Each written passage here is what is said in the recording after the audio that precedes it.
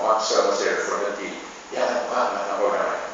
Sebab tentera Mesir nak sampai kesempatan Israel. Nah, itu ceritanya perang bulan Oktober 1973. 6 Oktober sebetulnya, kesamaan 10 Ramadan. Yakni Ramadan. 10 Ramadan 1393 Hijriah. Hebat Pak Mesir naik, tetapi ditekan oleh Rusia dan Amerika, running damai. Akhirnya telah memperaih perjanjian damai Arab Israel yang dikenal dengan Camp David Treaty Peace. Camp David. Harganya bumi Mesir yang ditawar Israel tadi seluruhnya serah pada Mesir kali. Tapi Mesir dikenai iktiraf Israel. Berdamai untuk selama-lamanya dengan Israel. Malah orang Arab, orang Islam lagi lemah. Tapi ikhwan ini tak ada pula nak bunuh. Sebab dia pun akan jaga. Kita jihad juga lagi tak apa. Tapi ada orang yang lebih ke depan dari ikhwan, semangat. Tak boleh, kita kena bunuh.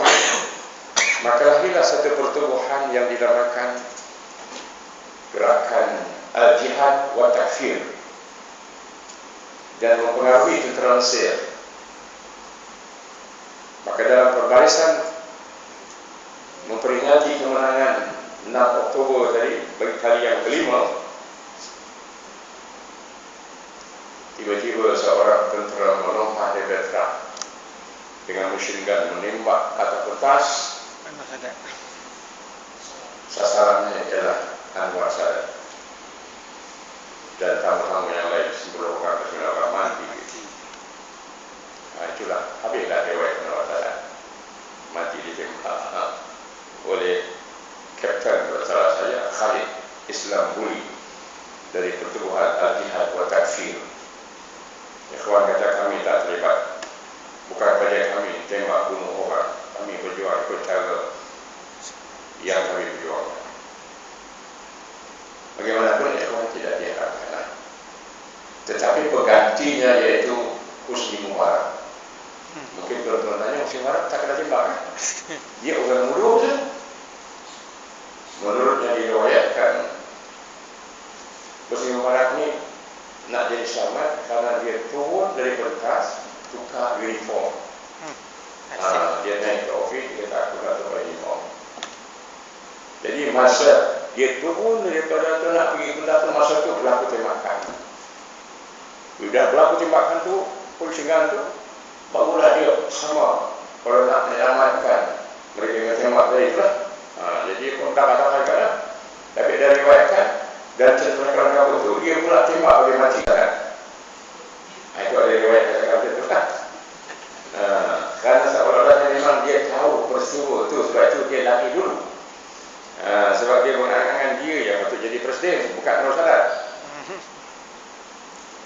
Lagi Husni Mubarak ni memang dia tak boleh ingat namanya buat-buat. Tapi dia pernah jadi presiden, dia tidak haramkan ikhwan. Akan tetapi sepanjang dia jadi presiden, lebih 3,000 pemilih ikhwan disumbat dalam penjara. Dari antara lebih 3,000 dalam penjaga itu, lebih 200 orang, kalau tak saya 270 atau 230 yang mati disiksa dengan kejam dalam penjara zaman Husni Mubarak. Bukan soalan, lebih 200. Angkanya nanti saya cek balik, ada dalam internet, dalam 237 atau 1,003 disiksa dengan kejam sehingga pertubuhan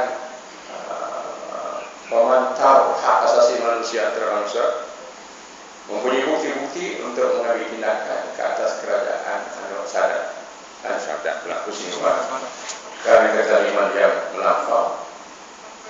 Tapi dia kemudian akhirnya jatuh pada 25 Januari tahun 2011 di masa pengambilan ini.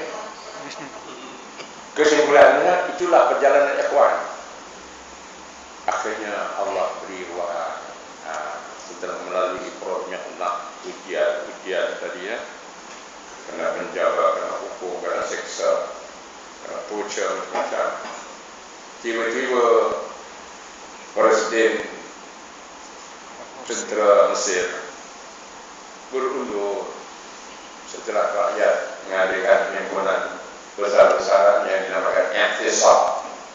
I'tisam mana pakat semua satu padu 18 hari. Tapi dalam masalah perang itu 100 orang juga mati ditembak oleh pihak tentera ataupun orang yang menyamar yang dianggap sebagai baltaji. Orang tadi Melayu kata GDB. Orang GDB itu tentera yang tak uniform, jadi GDB kan. Beda pakai uniform jadi polis itu tentera. Akhirnya Mesir Barat berundur pada 25 Januari 2011.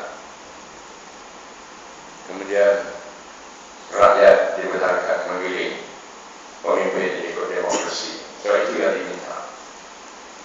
Akhirnya Presiden Mesir Barat terpilih secara dikasih dalam sejarah dulu menjadi presiden. Berusaha dia kemudian untuk membuat perlembagaan. 50 orang dipilih untuk menulis perlembagaan. Akhirnya terlaksana perlembagaan berasaskan syariat Islam. Kemudian diserah kepada rakyat untuk memberikan makna setuju tak setuju. Referendum dipanggil setuju tak setuju. 62% bersetuju dengan perlembagaan tersebut. Itu yang baru nak dilaksanakan,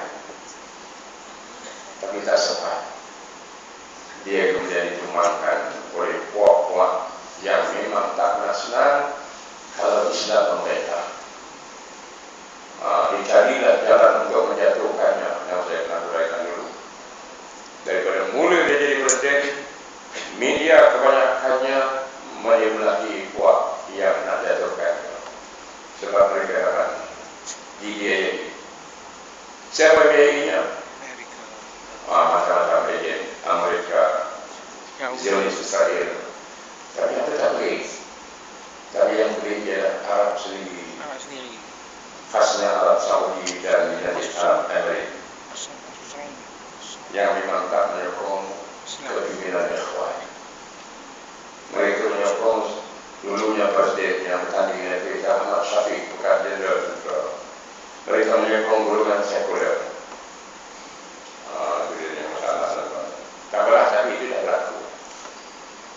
Akhirnya maka ditumbangkanlah Mursi. Tapi 4 orang yang bertanggungjawab menyokong Jenderal Sisi merampas kuasa. Jangan lupa 4 orang. Orang ini nomor 1 Dr. Ahmad Al-Tayyib, Imam Al-Akbar Syekh Al-Azhar Al-Sharif. Makna Syekh Azhar, ulama yang paling tinggi kedudukannya, yang sangat dihormati kedudukan Syekh Azhar, tapi dia bersetuju. Karena muafik, ya sendiri. Agaknya tentulah dia kata. Bila Jenderal Sisi panggil, macam mana ni? Syekh, Doktor, ni dia orang sana berhimpun berjuta-juta. Yang sana berhimpun sokong Mursi ni supaya jangan dia berundur pun berjuta-juta. Nanti kalau dia orang yang bergaduh, berlaku perang saudara. Macam mana? Mengelakkan jangan berlaku perang saudara.